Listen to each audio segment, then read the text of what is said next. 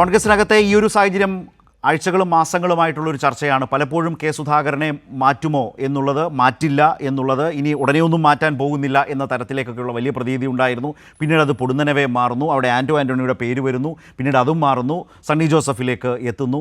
അപ്പോഴൊക്കെയും രസകരമായൊരു കാര്യം, എങ്ങനെയും അധികാരത്തിൽ തിരിച്ചു വരണം എന്ന് നിരന്തരം പരസ്യമായി പറഞ്ഞുകൊണ്ടിരിക്കുന്ന നേതാക്കൾ, പക്ഷേ ഒന്നിച്ചൊരു ദിശയിലേക്ക് പോലും നോക്കാൻ കഴിയാത്ത വിധം തെക്കോട്ടും വടക്കോട്ടും നോക്കി നിൽക്കുന്ന നേതാക്കൾ, പിരിഞ്ഞു പോകുന്ന അല്ലെങ്കിൽ കസേര നഷ്ടപ്പെട്ട മുൻ പ്രസിഡന്റ് അദ്ദേഹത്തെ ഒഴിവാക്കിയതുമായി ബന്ധപ്പെട്ട പല പാർട്ടി രഹസ്യങ്ങളും പരസ്യമായി പറഞ്ഞു എന്നുള്ളതാണ് ഇന്നത്തെ പ്രധാനപ്പെട്ട ഒരു രാഷ്ട്രീയ സാഹചര്യം.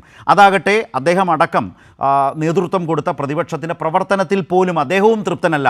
ആ പ്രതിപക്ഷം ആ നിലയിലേക്കൊന്നും ഉയർന്നിട്ടില്ല എന്നതുകൂടിയാണ് അദ്ദേഹം പറഞ്ഞത്. ഇതിലും നന്നാക്കാമായിരുന്നു. പക്ഷേ വി ഡി സതീശൻ എന്ന പ്രതിപക്ഷ നേതാവിനെ KPCC പ്രസിഡൻ്റായിരുന്ന കെ സുധാകരനൊപ്പം, അതൊരു പുതിയ നേതൃത്വമായി ഒന്നിച്ചു വന്ന ഒരു കോംബോ ഓഫറായിരുന്നു, അല്ലെങ്കിൽ കോംബോ പാക്കായിരുന്നു അത്.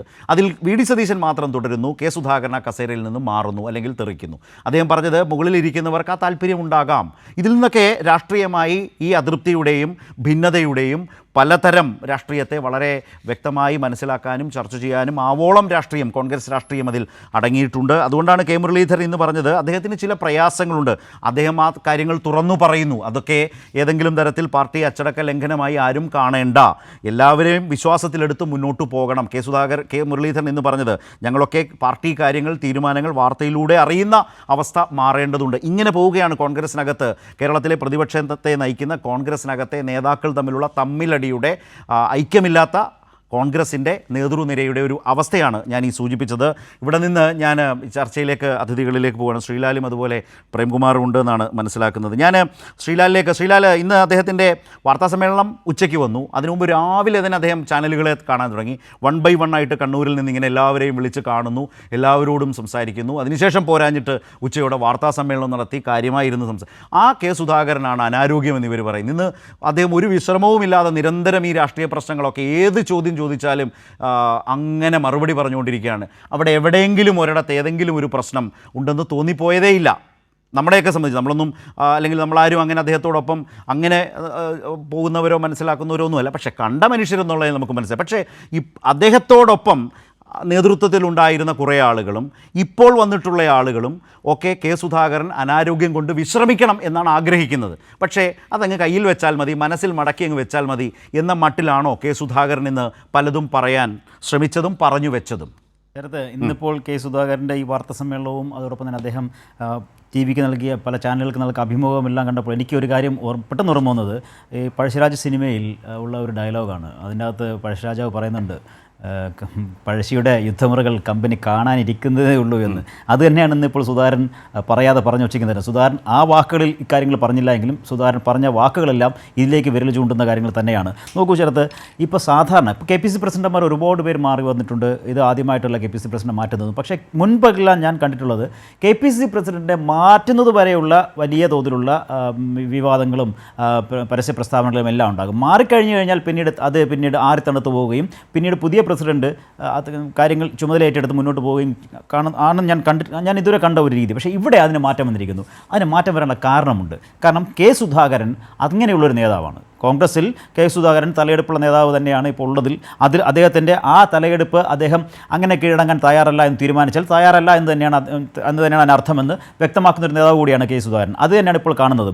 കെ സുധാകരനെ മാറ്റി സണ്ണി ജോസഫിനെ കൊണ്ടുവന്നു. കെ സുധാകരനെ പറയാനുള്ളത് പറയാൻ അദ്ദേഹം തീരുമാനിച്ചു കഴിഞ്ഞാൽ അതിനെ മറികടക്കാൻ ഇപ്പോൾ പുതിയ പ്രസിഡന്റിനോ അല്ലെങ്കിൽ നിലവിലുള്ള കോൺഗ്രസിൽ നിലവിലുള്ള നേതാക്കൾക്കോ സാധിക്കില്ല എന്നുള്ളതാണ്. അങ്ങനെ ഇറങ്ങിത്തിരിച്ചാൽ അവർക്ക് വലിയ തോതിലുള്ള വിമർശനങ്ങളോ അല്ലെങ്കിൽ അതൊരു വലിയ ഏറ്റുമുട്ടലിലേക്കും ഈ അടുത്തെങ്ങും തീരാത്ത ഒരു വലിയ പ്രതിസന്ധിയിലേക്കും കാര്യങ്ങൾ നീക്കുമെന്ന് ഹൈക്കമാൻഡിനും കോൺഗ്രസിൻ്റെ കേരളത്തിലെ നേതാക്കൾക്കും അറിയാം. അതുകൊണ്ടാണ് കെ സുധാകരൻ പറയുന്നതിന് അദ്ദേഹത്തിൻ്റെ അഭിപ്രായം, അദ്ദേഹത്തിന് അങ്ങനെ ഒരു വിഷമം ഉണ്ടാകാൻ സാധ്യതയുണ്ട്, ഉണ്ടെങ്കിൽ അങ്ങനെയല്ലേ എന്നുള്ള ഒരു തരത്തിൽ ഈ പറയുന്ന കേരളത്തിലെ നേതാക്കളായാലും ഹൈക്കമാൻഡ് നേതാക്കളായാലും അതിനെ എതിർക്കാനോ അല്ലെങ്കിൽ അദ്ദേഹത്തിന് ചട്ടം പഠിപ്പിക്കാനോ ഒന്നും നിൽക്കാതെ മാറി നിൽക്കുന്നത്. അതൊരു ഭാഗത്ത്. മറുഭാഗത്ത് കെ സുധാകരൻ പറഞ്ഞ കാര്യങ്ങൾ വളരെ വ്യക്തമാണ്. അദ്ദേഹം പറഞ്ഞ കാര്യങ്ങൾ തന്നെ മാറ്റാൻ പോകുന്ന കാര്യം ഒരു ആളും തന്നോട് പറഞ്ഞിട്ടില്ല. രാഹുൽ ഗാന്ധി പറഞ്ഞില്ല, ഖാർഗെ പറഞ്ഞില്ല. അതോടൊപ്പം തന്നെ രാഹുൽ ഗാന്ധി കെട്ടിപ്പിടിച്ച് യാത്ര പറഞ്ഞു, ഖാർഗെ കാറിനടുത്ത് വരെ കൊണ്ടുചെന്ന് തന്നെ യാത്രയാക്കി. ഈ രണ്ട് നേതാക്കൾ ചെയ്തു. പക്ഷേ അവരാരും തന്നെ മാറ്റുന്ന കാര്യം പറഞ്ഞില്ല. പറഞ്ഞിരുന്നെങ്കിൽ പോലും ഇത്ര വിഷമം ഉണ്ടാകില്ലായിരുന്നു. അതാണ് അദ്ദേഹം പറഞ്ഞത്. പിന്നെ കോൺഗ്രസിനെ നല്ല നിലയിൽ കോൺഗ്രസിനെ താൻ മുന്നോട്ട് കൊണ്ടുവന്നു. പക്ഷേ അപ്പോൾ പോലും പാർട്ടിയെ പുനഃസംഘടിപ്പിക്കുന്ന കാര്യത്തിലായാലും പാർട്ടിയെ മുന്നോട്ട് നയിക്കുന്ന കാര്യത്തിലായാലും തനിക്ക് യാതൊരുവിധ പിന്തുണയും പാർട്ടിക്കുള്ളിൽ നിന്ന് ലഭിച്ചില്ല. അദ്ദേഹം തുറന്നു പറയുകയാണ്, ഒരു ട്രഷററെ വയ്ക്കുന്ന കാര്യത്തിൽ പോലും 3-4 തവണ ഹൈക്കമാൻഡിന് എഴുതിയിട്ട് ഹൈക്കമാൻഡ് അത് സമ്മതിച്ചില്ല. അതോടൊപ്പം തന്നെ കോൺഗ്രസ് യൂണിറ്റ് കമ്മിറ്റികൾ ഉണ്ടാക്കുന്ന കാര്യത്തിൽ ഒപ്പം നിന്നവർ പാലം വലിച്ച് അത് നടപ്പിലാക്കാൻ കഴിയാതെ പോയി. ഇങ്ങനെ ഒപ്പം നിന്നവർ തന്നെ വഞ്ചിച്ച കാര്യങ്ങളും അല്ലെങ്കിൽ കോൺഗ്രസ് നേതാക്കൾ ഈ പഴയ ഭാരവാഹികൾ തന്നെ പിന്നിൽ നിന്ന് കുത്തിയ കാര്യങ്ങളും ഹൈക്കമാൻഡ് തനിക്ക് സ്വതന്ത്രമായ ഒരു സ്വാതന്ത്ര്യത്തോടെ പ്രവർത്തിക്കാൻ അനുവാദം തരാതെ തന്നെ വരിഞ്ഞു മുറിച്ച കാര്യങ്ങളും പറയുന്നു. ഒപ്പം തന്നെ ഞാൻ കഴിഞ്ഞ ദിവസം പറഞ്ഞതുപോലെ കേരളത്തിൻ്റെ ചുമതലയുള്ള ജനറൽ സെക്രട്ടറിയെ അങ്ങ് അദ്ദേഹം കുറ്റം പറയുക തന്നെയാണ്. ആ ജനറൽ സെക്രട്ടറിക്ക് തന്നെ മാറ്റണം നിർബന്ധമുണ്ടായിരുന്നു. അതുകൊണ്ടാണ് തനിക്ക് ആരോഗ്യ പ്രശ്നമുണ്ടെന്നുള്ള റിപ്പോർട്ട് നൽകിയത്. അത് താൻ അന്വേഷിക്കുമ്പോൾ ആ ജനറൽ സെക്രട്ടറിയുടെ തീരുമാനം മാത്രമായിരുന്നില്ല, അത് ഹൈക്കമാൻഡിൽ നിൽക്കുന്ന ചില നേതാക്കളുടെ തീരുമാനമായിരുന്നു. ഇത് വെറുതെ പറയുകയല്ല, ഇത് ചില ഈ പറയുന്ന ACC ഓഫീസിലെ ചില നേതാക്കൾ തന്നെയാണ്, ചില ഓഫീസ് ബെയറേഴ്സ് തന്നെയാണ് തന്നോട് ഇക്കാര്യം പറഞ്ഞതെന്ന് അദ്ദേഹം പറയുന്നു. ഒരു ചർച്ചയിൽ ഏറ്റവും അവസാനിപ്പിക്കുന്നത് ഇനി എന്താകും കെ സുധാകരൻ്റെ റോൾ എന്നുള്ള ചോദ്യത്തോടെയാണ്. അതിന് അദ്ദേഹം പറയുന്ന മറുപടി വളരെ രസകരമായ മറുപടിയാണ്. ഞാൻ കഴിഞ്ഞ കാലങ്ങളിൽ ഞാൻ ഇതുവരെ തുടർന്ന പ്രവർത്തനങ്ങൾ തുടരും, അതിൽ നിന്ന് ഒരു പിന്നോട്ട് പോക്കുമില്ല. അത് അങ്ങനെ തന്നെ തുടരും, ജനങ്ങളെ കൂട്ടും, അതിനെന്നെ ആര് തടയും? അതായത് വേണമെങ്കിൽ KPC ഒരു പാരലൽ KPC പ്രസിഡൻ്റായിട്ട് തന്നെ താൻ മുന്നോട്ട് പോകും. ആ രീതിയിൽ തന്നെയാണ് തൻ്റെ പ്രവർത്തനം ഉണ്ടാകാൻ പോകുന്നതെന്ന് അദ്ദേഹം തീർത്ത് പറയുന്നു. അതായത് നോക്കൂ, ഇന്ന് അദ്ദേഹത്തിൻ്റെ പ്രവൃത്തി തന്നെ ആ നിലയിൽ ഇപ്പോഴത്തെ പുതിയ നേതൃത്വത്തിനെ അലോസരപ്പെടുത്തുന്നതല്ലേ? കണ്ണൂരിലേക്ക് പോയി രാവിലെ മുതൽ മാധ്യമപ്രവർത്തകരെ വളരെ ഉത്തരവാദിത്വത്തോടെ തീരുമാനിച്ചുറച്ച് ഒന്നൊന്നായി വിളിച്ച് കാണുകയായിരുന്നു. നേരത്തെ ആലോചനപ്പെടുത്തുക മാത്രമല്ല, അതിനെ കൗണ്ടർ ചെയ്യാൻ കഴിയുന്നില്ല എന്നുള്ളതാണ് ഈ പറയുന്ന കോൺഗ്രസ് നേതാക്കൾക്ക്. ആർക്കും അതിനെ ഏതെങ്കിലും ഒരു നേതാവിനെ ഒന്ന് സുധാകരൻ പറയുന്ന അച്ചടക്കലംഘനമാണ്, സുധാകരൻ നടപടി ഉണ്ടാകും, സുധാകരൻ സംയമനം പാലിക്കണം എന്ന് പറയാൻ ധൈര്യമുള്ള ഏതെങ്കിലും ഒരു നേതാവ് ഉണ്ടായിരുന്നോ? ഇതുവരെ ഉണ്ടായോ? കെ മുരളീധരൻ അടക്കമുള്ളവർ പറയുന്നത് സുധാകരൻ അത് പറയുന്നത് അദ്ദേഹത്തിൻ്റെ വിഷമം കൊണ്ടാണെന്ന്. അതായത് അദ്ദേഹം അങ്ങ് പറഞ്ഞ് തീർക്കട്ടെ, നമ്മളായിട്ടൊന്നും ചെയ്യേണ്ട ഈ രീതിയിലാണ്. കാരണം അദ്ദേഹം പറയുന്നത് തന്നെ മാറ്റാൻ തീരുമാനിച്ച് തന്നെ അറിയിച്ചിട്ടില്ല എന്നുള്ളതാണ്. ഈ അതോടൊപ്പം തന്നെ അത് വിഷമമാണോ? പക്ഷേ അതിനപ്പുറം രാഷ്ട്രീയ വിമർശനം, ഇപ്പോൾ ശ്രീലാൽ പറഞ്ഞതുപോലെ ഹൈക്കമാൻഡ് എങ്ങനെയാണ് ഒരു സംസ്ഥാന ഘടകത്തെ, ഒരു പ്രദേശ് കോൺഗ്രസ് കമ്മിറ്റിയെ രാഷ്ട്രീയമായും സംഘടനാപരമായും ഒക്കെ കൂടുതൽ മെച്ചപ്പെടുത്താൻ സഹായിക്കേണ്ടത്? പിരിഞ്ഞു പോകുന്ന പ്രസിഡന്റ് പറഞ്ഞു, അല്ലെങ്കിൽ കസേര പോയ പ്രസിഡന്റ് പറയുന്നു ഒരു സഹായമൊന്നുമില്ല. ഉദാഹരണം ട്രഷറർ, നേരത്തെ ശ്രീലാൽ പറഞ്ഞ ഒരു ട്രഷറർ മരിച്ചു പോയിട്ട്, പ്രതാപേന്ദ്രൻ മരിച്ചു പോയിട്ട് പകരം ഒരു ട്രഷററെ പോലും KPC പ്രസിഡന്റ് വെക്കാൻ കഴിഞ്ഞില്ല, ഹൈക്കമാൻഡ് അനുവദിച്ചിട്ടില്ല. അങ്ങനെ ഓരോ ഘട്ടത്തിലും സപ്പോർട്ട് തന്നിട്ടില്ല. അതൊരു രാഷ്ട്രീയ വിമർശനമാണ്. അതുപോലെ അദ്ദേഹത്തെ മാറ്റിയതിൽ കോൺഗ്രസിൻ്റെ ജനാധിപത്യപരമായ രീതി പാലിച്ചിട്ടില്ല എന്ന് പറയുന്നത് അദ്ദേഹത്തിൻ്റെ പ്രയാസമാണോ? അതൊരു രാഷ്ട്രീയമായ വിമർശനവും ചോദ്യവുമല്ലേ?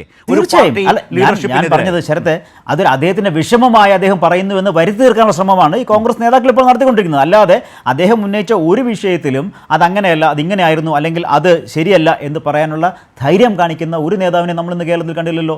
അദ്ദേഹം ഇന്ന് രാവിലെ തൊട്ട്, ശരത്ത് ചൂണ്ടിക്കാണിച്ച പോലെ രാവിലെ തൊട്ട് അദ്ദേഹം ഈ കാര്യങ്ങൾ പരസ്യമായി പറഞ്ഞു നടക്കുകയാണ്. അതും എണ്ണി ചിട്ടയായിട്ട് തന്നെ അദ്ദേഹം പറയുന്നു. അതിൽ ശരത്ത് ചൂണ്ടിക്കാണിച്ചതുപോലെ എവിടെയും അദ്ദേഹത്തിന് ഓർമ്മക്കുറവോ പെശകോ ഉള്ളതായിട്ടൊന്നും നമ്മൾ കണ്ടതുമില്ല. കറക്റ്റായിട്ട് അദ്ദേഹം കൃത്യമായിട്ട് ചോദ്യങ്ങൾക്ക് കൃത്യമായ മറുപടി തന്നെ നൽകി. ഗംഭീരമായ ഒന്നുകൂടി ഉണ്ട്. അദ്ദേഹത്തെ മാറ്റിയത് ശരിയായോ എന്നോ മറ്റോ മാധ്യമപ്രവർത്തകൻ ചോദിക്കുമ്പോൾ പറയുന്നത് തെറ്റല്ലെങ്കിലും ശരിയല്ല. അതെ, അത് മാത്രമല്ല, അതൊരു രസകരമായ പ്രയോഗം മാത്രമല്ല തന്നെ എന്ന് പറയുന്നത് തെറ്റല്ല, പക്ഷേ അദ്ദേഹത്തിന്റെ പോയിന്റ് ഓഫ് വ്യൂവിൽ അത് ശരിയുമല്ല.